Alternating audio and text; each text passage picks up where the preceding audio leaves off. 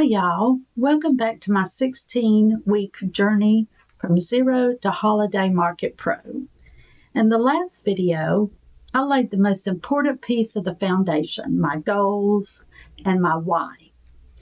If I achieve my goals, I will be ecstatic, beyond ecstatic.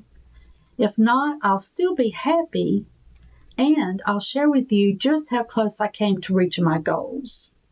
Now, one of my goals is to gross $2,000 in sales, which means I have to have a minimum of $4,000 worth of inventory available at the market. So this week, I'm moving on to the fun part, the part that can also be a total trap, deciding what to actually make and sell. Now, I've got to be realistic with my product list. I'm currently very busy with my Etsy store. Business is definitely picking up, and I've been asked to do several custom scrapbook albums, which I'm currently working on. It is a great problem to have, but it's also causing me some anxiety. I need to find a work-life balance.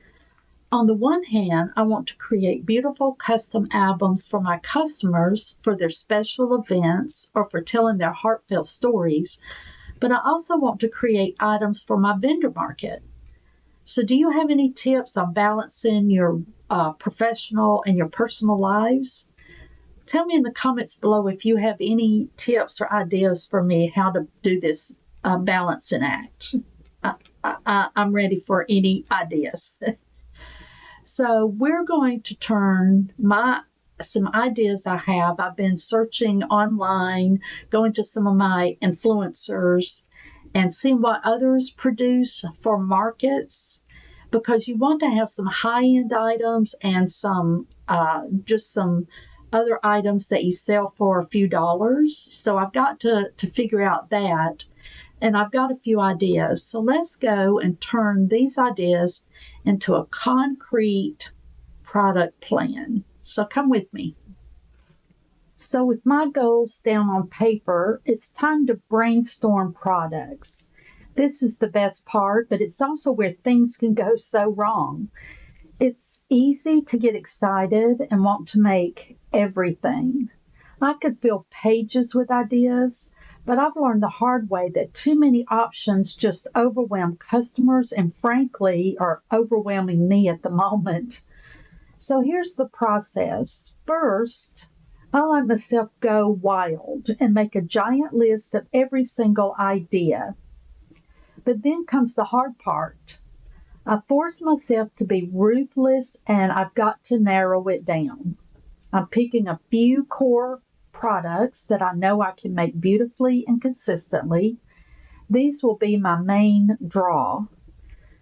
To complement those, I'm also selecting a few smaller, lower priced items for impulse buys. You need those little things that someone can grab without a second thought. This is also when I'll do some light market research. Now, I'm not paying for a fancy report.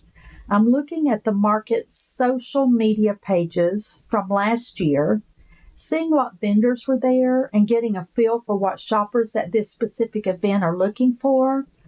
I've also gone to this event the past couple of years and feel that I have a pretty good feeling about what to expect, but we'll see. You never know. It's really about aligning what I love to make with what people are likely to buy. So, and there you have it. A product list that feels focused, strategic, and we'll see if achievable. The fun brainstorming is done and the hard decisions have been made. But having great products is only half the battle. If you just throw them on the table, they'll get lost in the crowd. So in the next video, I'm going to create a world these products can live in by designing the vibe and concept of my booth. See you next time.